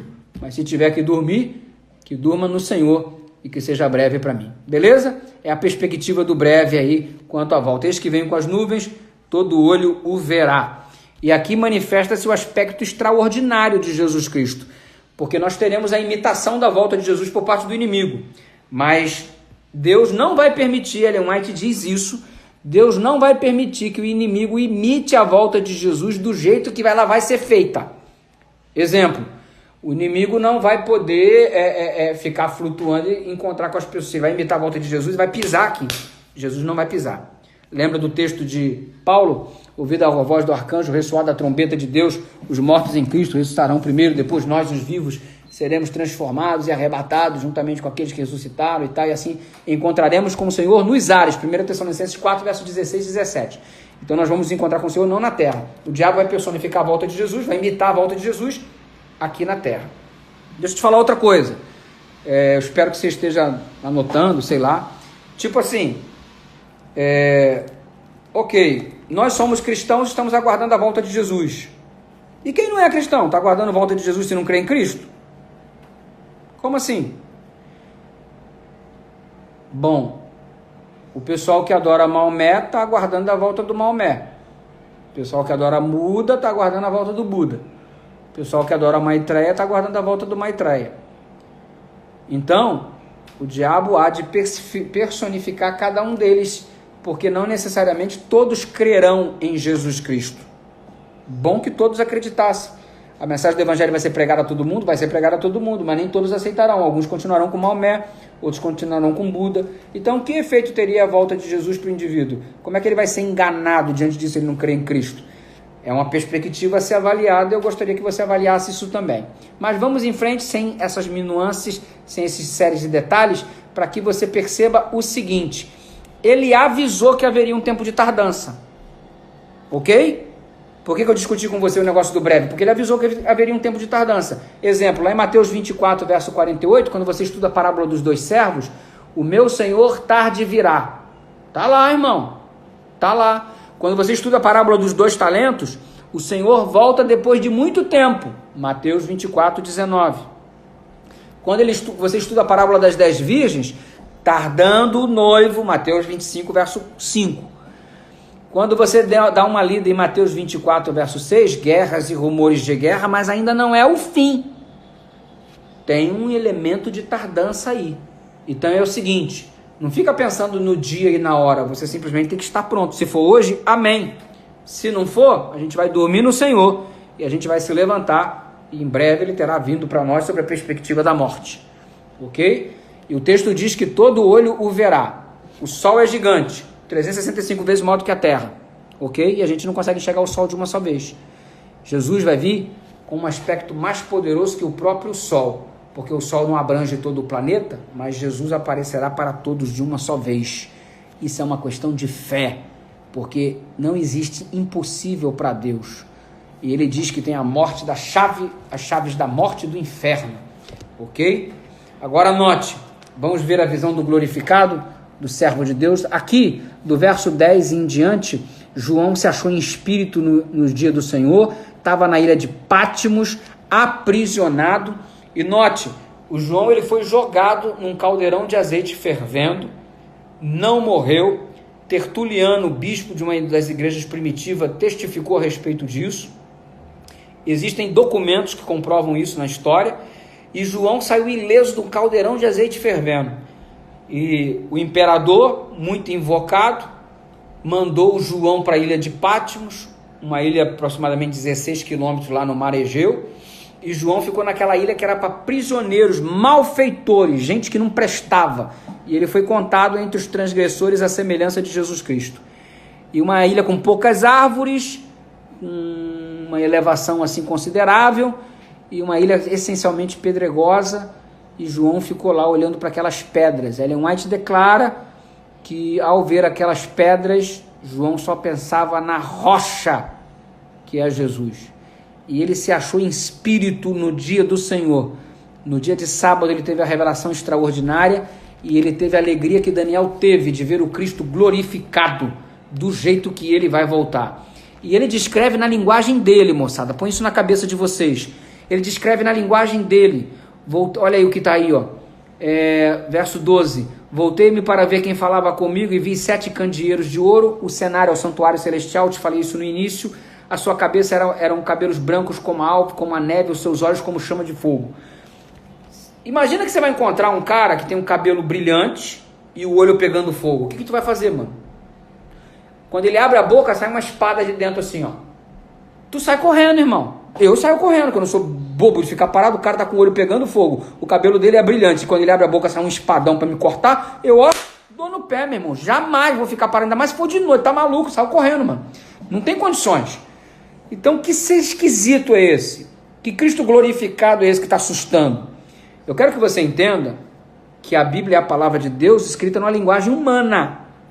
Nós vamos estudar isso ao longo do trimestre na lição da Escola Sabatina. Todo dia eu posto vídeo aí e a gente vai entender isso ao longo do trimestre de um modo mais intenso. Então, que vocabulário João tinha para descrever? Exemplo, ele quer falar que a palavra de Deus é uma arma. Que arma era mais poderosa na época? Espada, mano. A linguagem que ele tem para descrever que a palavra de Deus é essa arma poderosa, quando ele abre a boca as coisas funcionam. Então que arma é essa? A espada. Ele só tem a espada. Não tem R15 nos dias de Jesus, não tem bomba, não tem nada disso. Se fosse João escrevendo hoje, de repente ele tirou um R15 de dentro da boca, ele tirou uma arma laser, não sei, mano. Está escrevendo na linguagem dele. Só para você ter uma ideia, os pés de Jesus, de acordo com a descrição, brilhavam. Qual era a única coisa que refletia nos dias de João? O espelho, que era formado de bronze polido, latão reluzente. Um latão de bronze polido funcionava como espelho. Por isso que Paulo diz assim: agora vemos como um espelho obscuro, mas um dia veremos de fato como é. Porque o espelho era meio obscuro, não era um espelho que você tem maravilhoso hoje, que você tem aí nessa tela do computador, e por exemplo, você está com essa visualização aí de excelente definição. Era diferente, mano. Então, ele escreve na linguagem que lhe é dos seus dias. Eu não vou falar nas 7 igrejas, que amanhã a gente começa o estudo das 7 igrejas. E João vai descrevendo, e o verso 17 diz assim: quando o vi, caiu aos seus pés como morto, porém ele pôs a mão direita sobre mim, dizendo: não temas, eu sou o primeiro e o último. Verso 18, eu sou aquele que vive e estive morto, mas eis que estou vivo pelos séculos dos séculos e tenho as chaves da morte e do inferno. Amado, a morte não é empecilho para Jesus, a morte não o deteve. Não o deteve lá na tumba fria. Ele ressuscitou. E se Cristo não ressuscitar, seria vã a nossa fé e a nossa pregação. E Jesus Cristo é aquele que vive ontem, hoje e pelos séculos eternos. Todo aquele que se associa a Ele vai ganhar vida, porque Ele veio para que tivéssemos vida e vida em abundância. Se nós enfrentarmos a morte, não enfrente com medo, porque a ressurreição fará parte da vida de todo aquele que descansa no Senhor, a ressurreição para a vida eterna, a primeira ressurreição. Se você tem um ente querido que já morreu e isso desesperou o seu coração, conforte-se. Há esperança na volta de Jesus. E note que às vezes ficamos como Marta, desesperadas porque Lázaro morreu e Jesus não se importou com isso aparentemente. Depois de 4 dias, lá vem Jesus e Marta está desesperada e quando o vê se aproximando, ela está frustrada e olha o que ela diz: se o Senhor estivesse aqui, meu irmão não estaria morto. Se o Senhor estivesse aqui. Ela está frustrada. Ela está achando que Deus a abandonou, que Jesus não se importou com seu amigo Lázaro. Mandou recado e ele não atendeu. E por que demorou tanto a vir? Às vezes a gente acha, por que Jesus está demorando tanto voltar? Por que está demorando tanto a atender minha oração? Ele tem o tempo dele, ele está no controle da história, ele sabe o que é melhor. A gente não sabe. A Marta ficou frustrada, achando que havia sido abandonada por Deus, ignorada por Deus, não amada por Deus. E quando Jesus aparece, ela diz: agora? Tarde demais. Isso são horas. Você lembra quando você chegava de mansinho na sua casa, tarde da noite, depois do horário que a sua mãe estabeleceu, vinha na pontinha do pé e ela só apagasse a luz e fazia água? Isso são horas? Isso são horas? A mesma coisa. Ei, Jesus, agora que o Senhor veio, tarde demais. E Jesus disse para Marta: Marta, não temas, não temas. Todo aquele que crê é diferente para aquele que crê. E Jesus impulsiona Marta a acreditar. E ele disse: quem crê verá a glória de Deus. Quem crê verá a glória de Deus. E o morto, que já estava morto há 4 dias, já em estado de putrefação, sem a menor chance de ressurreição, até por parte das crendices populares que apregoavam que era possível, por causa da cultura herdada do espiritismo babilônico, um espírito voltar para o corpo em 3 dias, depois de morto. Jesus volta no 4º dia de propósito, porque nem a crendice gerava possibilidades, nem através da crendice o Lázaro ressuscitaria. E Jesus, quando zerou tudo, ele chegou, porque ele não precisa das possibilidades humanas para agir. Ele age do jeito que ele quiser. E ele ressuscita Lázaro dizendo: Lázaro, vem para fora. Porque se ele fala o nome de todos os mortos, se fala assim, mortos, vem, e ressuscitava todo mundo, mano. Ele falou Lázaro para ser específico. Lázaro, vem para fora. E Lázaro ressuscitou. Sabe por quê? Porque para Deus não é tarde demais. Ele tem as chaves da morte, ele tem a chave do inferno, que é a sepultura no original grego. Significa que quando para muitos a morte é o fim, para Jesus é apenas um sono, onde daqui a pouco ele desperta os seus. Porque nós não estamos lidando com Buda, que está na sepultura. Nós não estamos lidando com Maomé, que está adormecido. Nós não estamos com uma falsa divindade que continua aprisionado na morte. Nós estamos falando com aquele que venceu a morte e o inferno, é o nosso Senhor Jesus. A chave está com ele. Cola nele que você vai ter também a vida eterna. Cola de tal ponto, a tal ponto, tão intensamente, ao ponto de dizer: não sou eu mais quem vivo, mas Cristo vive em mim. Muito obrigado por ter acompanhado o estudo do Apocalipse. Nós vamos orar. Eu agora vou ativar o comentário, ok? Eu agora vou ativar o comentário para você. Tem um monte de perguntas aí, vou ativar o comentário. Agora eu quero ver a sua saudação, o seu comentário, beleza? Deus abençoe, muito obrigado pela sua paciência. Atingimos o pico aí de quase 1.700 pessoas, foi lindo. Tivemos até a participação do líder mundial. Amanhã eu vou tentar resumir um pouco mais para ficar em 1 hora certinho. Pra gente, foi 1h25. Amanhã vai ser mais direcionado, mais focado. Eu vou tentar falar menos para tentar fazer tudo no máximo em 1 hora. Obrigado, Bismarck. Eu vou fazer a oração aqui. E depois aqui você, se quiser sair, pode sair, fique à vontade, deixa eu orar com você. Pai querido, muito obrigado por ter estudado a Tua Palavra, obrigado pela paciência desses Seus servos em ter acompanhado tanto tempo. Amanhã nós vamos estudar o capítulo 2 do livro do Apocalipse e viajar na revelação das Sagradas Escrituras. Ilumina-nos para compreendermos aquilo que inspirado foi, aumenta a nossa fé, e muito obrigado porque nos ama, muito obrigado porque nos vai nos transformar em sacerdotes e reis, muito obrigado porque fomos purificados e lavados pelo seu sangue, porque temos a chance de termos graça e paz por intermédio do Cordeiro, e obrigado porque toda a divindade, a Trindade está interessada na nossa salvação, e obrigado porque o livro que outrora estava fechado, que era o livro de Daniel, agora está aberto, que é o livro de Apocalipse. Dá-nos sabedoria para entendermos, em nome de Jesus, amém. Espero que você tenha gostado, abraço grande aí, a Meire Lobo, agradecendo pelo estudo, a Sol Barroso, a Sandra aí, abraço para vocês, a ECD de Siqueira Campos, obrigado pela companhia, Mara Carvalho, muito bom, está dizendo a Lucivânia, o Joab Dantas aqui está gostando também do Cabula, em Salvador, ok? Natália Horta, o Clício, obrigado, Clício, Alda, a Tati Cristina, um abraço, sem previsão para ir a Brasília, filha, a Dani Nascimento, Bruno Costa, obrigado, a Evelyn Fonseca, Araújo, obrigado aí, obrigado, convido o pessoal para amanhã, Margarete, obrigado, ok, Deus te abençoe e te conforte, Margarete, Fernando People, vem pro Rio, opa, olha aí, Fernando, isso é convitaço de primeira, hein, mano, Araújo, Belo Jardim, tá na área aí, Ricardo Silva, grande abraço, Rogério Ferreira, né, o Ministério Jovem Israel, né, obrigado aí, galera. Tem algumas perguntas aqui, ó, que o pessoal postou, ok? Você pode me tirar uma dúvida, o que é o inferno de fato? Vai ter um momento, o Gabi 7176, que daqui a pouco a gente vai falar sobre o inferno, quanto ao testemunho da Igreja da Favela do Rio de Janeiro, esse breve, nos dias de hoje, expliquei a questão do breve, tem diferença o que acredito, o que confio em Deus, confiança e crença quase são palavras sinônimas. Volta para o Nordeste, eu estou no Nordeste, eu moro na Bahia, Thiago, ora por mim, oro sim, desculpa a minha ignorância, mas nós não vamos estar, deixa eu ver a pergunta aqui, então nós vamos estar acima dos outros mundos, ok? Vamos ter uma proeminência em sentido de consideração de onde nós fomos e para onde estaremos. Estaremos aguardando a Campijá em Manaus, opa, Santo Antônio de Jesus colado, abraço aí pro Mate,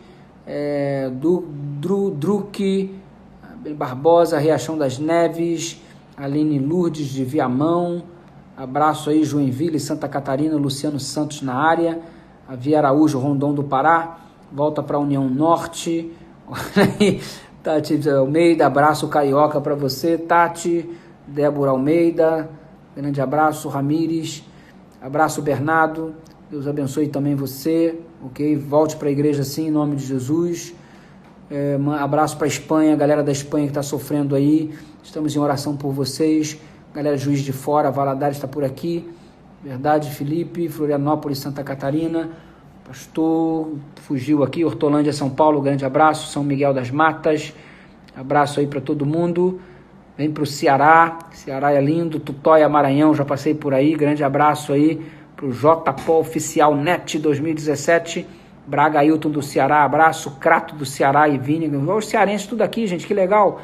Quando cheguei no Ministério Jovem, na RJ, você saiu andando em plumas, está falando aí, que pena a gente não se encontrou então, Mineiro Oeste ligado, abraço para a galera aí de Uberaba, Uberlândia, Clube Guerreiros da Selva, grande abraço, abraço, ore por minha família especialmente, Joelson Souza, abraço, De Bento Santos, abraço, Gilmar Nobre, testemunha fiel, foi top demais, Deus seja louvado, Juazeiro, Bahia, abraço, vem para a Feira de Santana, estamos na área, faz parte do trabalho, abraço galera de Parauapebas, Daniela está por aqui, Buerarema, abraço aí meu xará Eduardo, Joel, abraço também, abraço, amanhã às 12 horas a live, 14 horas, da mesma forma, ok, amanhã 14 horas a nossa live, capítulo 2, leia o capítulo 2 como tarefa de casa, abraço para a Igreja Adventista de Bela Vista, Altamira, Pará, abraço para o Dani Albino, Presidente Prudente, São Paulo, ok, amanhã 14 horas estaremos juntos, abraço aí desde Paula, para a galera de Paulo Afonso, o Herbert está na área,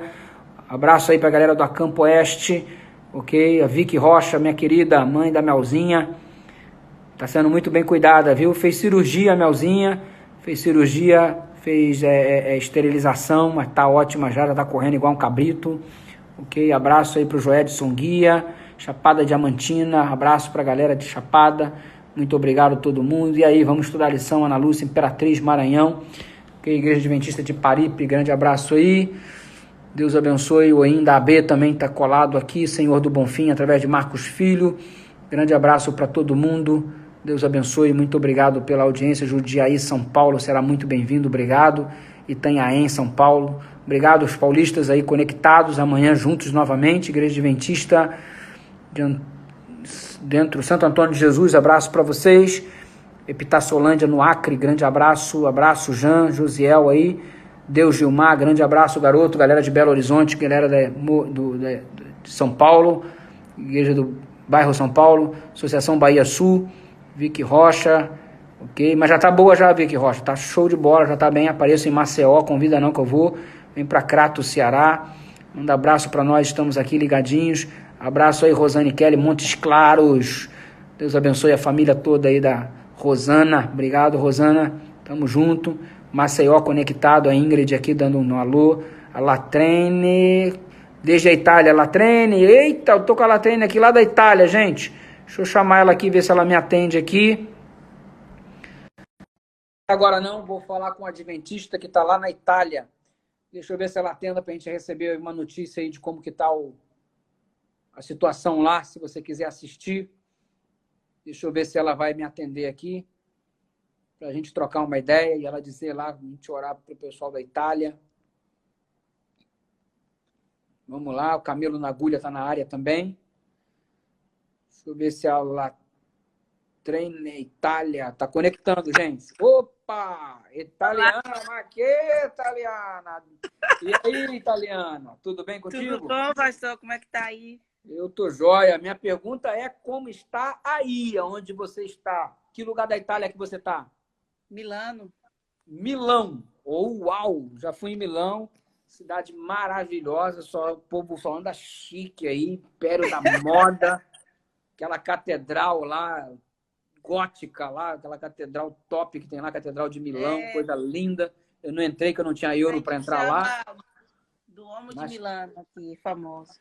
E aí, como é que tá a situação aí, colega? Conta pra gente. Ó, aqui a gente... A coisa, eles não estão conseguindo, né? Não tá controlado ainda. Uhum. Continua morrendo entre 800 mil pessoas por dia. Conversei com um amigo meu que ele é voluntário de motorista. Ele é motorista de ambulância. Uhum. E ele falou para mim que tem gente morrendo até dentro de casa. Misericórdia. Então, morre, passa às vezes 3 dias para poder a funerária aí pegar, porque são muitos mortos. E a família ainda tem que ficar com os corpos lá. Não tá fácil não aqui, viu? Ontem o governo tá meio que desesperado, porque eles não estão conseguindo controlar a situação.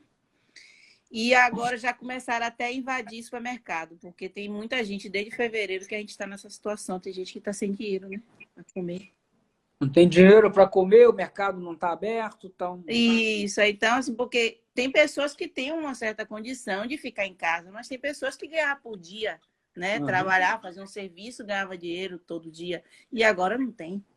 A dinâmica de quem vive na Europa, bem como quem vive nos Estados Unidos, o cara trabalha para ganhar o dia dele. Se ele trabalhar, ele ganha. Se ele não trabalhar, ele não ganha. E é assim que funciona na Europa, nos Estados Unidos. Exatamente. Aí você imagina o tempo que o pessoal está parado, a razão pela qual está existindo esses saques no supermercado. E eu vou te dizer uma coisa. Se fica aqui no Brasil muito tempo em quarentena, já começaram a haver saques de supermercado aqui em alguns lugares do Nordeste.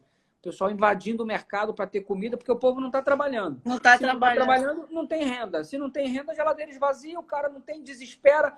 Ou ele vai se matar dentro de casa, ou vai fazer uma loucura, enfim. É complicado, é complicado. A coisa é bem mais complexa do que a gente imagina. Mas conta mais aí, o que mais aí que você tem para falar para gente aí? Que situação triste essa daí, hein? É triste.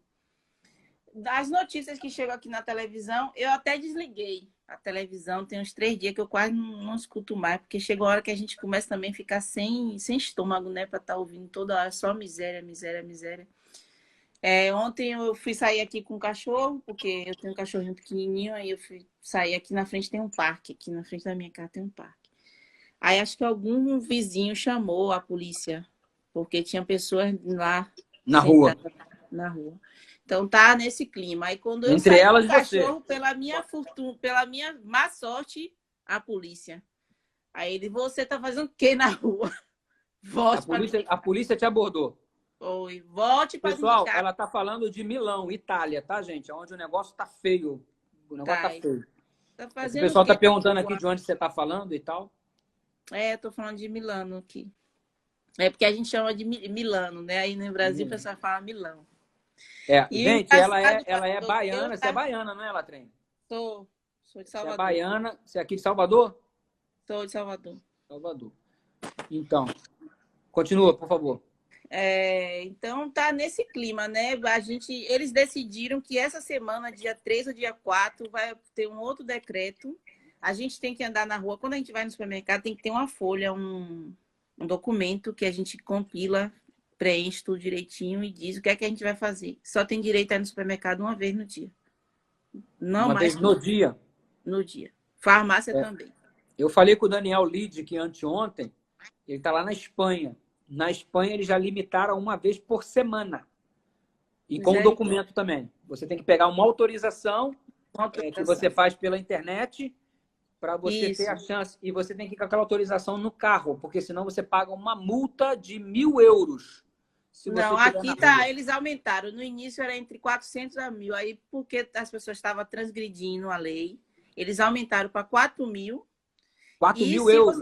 4.000 euros. Aumentaram e se você não tiver o dinheiro, você vai preso. O Daniel Litt também falou isso aí. Tá nessa pegada lá na Espanha também. Tá. E a população da Itália é uma população muito idosa, né? É a população mais verdade. idosa da Europa. Eu achei engraçado. E o povo vive assim, né? O povo vive assim, aglomerado, né? Tá na Europa, é chique, mas as casas são miudinhas, é todo mundo em cima de todo mundo. O que facilita a proliferação do vírus, né? Isso. E a população principalmente idosa... aqui em Milano, algumas casas são pequenas, porque é uma cidade que todo mundo quer viver, porque aqui é onde tem trabalho, né? Na Europa, aqui está na Lombardia. A Lombardia, na Itália, é onde está o dinheiro, onde mora o dinheiro. Então, muitos italianos, até do sul, eles vêm para a Lombardia para se fazer, igual o povo do Nordeste que vai para São Paulo, né? Para tentar a vida. Aqui é onde todo mundo vem, porque alguma coisa a gente vai encontrar para fazer, para ganhar dinheiro, né? Aí não falta serviço, não falta... Não. Se bem que agora está faltando tudo, né? Agora tá do jeito que Deus quer, né? Mas, amiga, e você? Como é que você está aí? Tá bem? Tá tranquila? Você tá morando com quem? Você mora sozinha? Você trabalha com o quê? Eu tenho uma minha empresa que é a Atituvida, que eu vendo roupa de brasileira, né? Roupa de ginástica, camiseta, tudo costume dar banho do Brasil. Só que eu não moro nessa casa. O que aconteceu foi que eu vim aqui, no dia que deram o decreto, eu vim aqui trazer produtos para vender para uma brasileira. Quando eu cheguei aqui, quando era assim, às 11 horas da noite, eu ia ficar para ir embora no outro dia. Deram o decreto e eu não pude mais sair na rua. Então você não está na sua casa? Não. Você está na casa de uma pessoa, cliente seu? Cliente meu. Mas você é amigo dessa pessoa ou acabou virando amigo dessa pessoa? Sou muito amiga dela. E ela está no Brasil, porque ela viajou e eu ia embora no outro dia de manhã e acabou que eu que tive que ficar na casa. Eu fiquei presa aqui. Então você está na casa dela, mas ela não está aí? Não. Eu então fiquei sozinha. Até... Então, parece que Deus me guardou porque eu não estou tendo contato com ninguém. Então Você está presa na casa de uma outra pessoa? E suas roupas? Está usando a roupa dela? Não, eu tinha trazido... eu tinha vindo com uma malinha pequenininha, porque eu ia embora no outro dia. Que coisa! Por sorte, eu trouxe coisas assim. Mas aí, como... Você estava voltando para o Brasil? Você ia voltar para o Brasil? Não. Eu ia embora para outra cidade aqui perto, que eu morava no Lago de Como. Aí eu estava alugando a casa, aluguei a casa, eu falei assim, vou lá vender as coisas, né? Ganhar um dinheirinho, né? Aproveitei, peguei o trem, vim. Quando cheguei aqui, decreto. Não pude sair. Não podia pegar trem, não podia pegar transporte, não podia nada. Aí fiquei. Aí quando acabar o decreto, eu volto. Nossa, depois a gente acha que a gente que está mal, né? A gente sempre tem a mania de achar que somos os maiores sofredores do mundo, mas sempre tem alguém que está numa situação mais difícil e delicada do que a E gente. achei engraçado que aqui não tinha fogão, aí minha amiga teve que comprar um fogão para mim online, aqueles fogãozinhos de 2 bocas, chegou aqui. Aí não tinha faca, porque ela não tinha. A casa dela é bem pequenininha, assim. Acho que ela compra comida que chega em casa, né? Ela não faz comida. E eu sou uma que faz comida, como tudo Você é natural. fitness, velho. Você é toda da maromba, né? Você... Meu negócio, fazer minha comida natural, eu tive que comprar um fogãozinho daqueles pequenininhos. Ó, você tá me devendo a camisa, tá ligado que você tá me devendo a camisa. Eu tô ligada. Não. Você me enrolou, não. Fugiu do país. Tá legal, muito legal conversar contigo. Né? Fala seu nome completo aí pra galera colocar na lista de oração aqui, que eu vou até fixar aqui o nome aqui, ó. Tá bom. Meu nome é Deusuíta Maria Lima Alves. Deusuíta Maria Lima Alves. Tô digitando aqui pra galera orar por você. Deusuíta Maria Lima Alves. E o namorado tá por aí? Na Alemanha. Ficou, não pôde voltar também. Tá trancado lá. Eita, você encontrou com ele aí, ele foi na Alemanha fazer alguma coisa e ficou preso lá. Ficou preso lá. Você tá presa numa casa que não é sua. Sim. E ele tá preso numa casa que não é dele. Que não é dele. E ele ficou preso aonde lá? Na casa da irmã na Alemanha. Pelo menos é família, né? Pelo menos é família, né? Mas nossa, e como é que você tá fazendo para comer aí? Você tá encomendando a comida como? Tô entregando a comida? Não, eu vou, eles permitem que eu vou ali no supermercado. Ah, uma vez por dia, né? Você tirou a saída, né? Eu vou abrir aqui a janela, mostrar para vocês pela janela como tá a rua. Ai. Deixa eu subir aqui. Fica aí que eu vou. Aí já é noite, né? Ó. Não tem ninguém, ó. Isso aquilo aqui ali é o quê? É um ônibus? É um ônibus, mas você vê que tá vazio. E ele pode circular? Pode, mas você só entra com autorização. Com a máscara e com luva. Aqui tem uma praça, que é aquela que a polícia disse pra eu não ir, ó. Então você não pode ir na praça em frente à sua casa? Não, não posso. Senão vai pagar 4.000 euros. 4.000. E aqui, ó, tá vendo? Isso aqui é centro de Milão, onde está o foco mesmo de moda, de dinheiro, de tudo. E praticamente vazio. Os carros tudo parados, ninguém... Tem tanta corrupção aqui no Brasil que era capaz de uma lei dessa sair e o policial falou assim, ó, você vai pagar uma multa de R$1.000, mas eu deixo você ficar aqui 5 minutos se você me der 200. Cara, É verdade. Eu vou te falar, tem que rir para não chorar, mano. Mas a situação é exatamente assim. Gente, vamos orar aí pela Deusuíta, tá bom? Que Deus continue te protegendo, te abençoando. Obrigado aí pela sua participação. Eu já tinha falado com você que era para você entrar aí em algum momento e acabou de dar certo agora, né? Deus seja louvado. Deus continue te abençoando, te protegendo e livrando aí a Itália dessa praga que está aí. Essa gota de praga que está aí. Um abraço para vocês aí, gente. Vamos orar aí pela Deusuíta. Ela perdeu um pouquinho a conexão agora, deve ter. Mas vamos orar por ela. Tamo junto. Um abraço, Deus abençoe.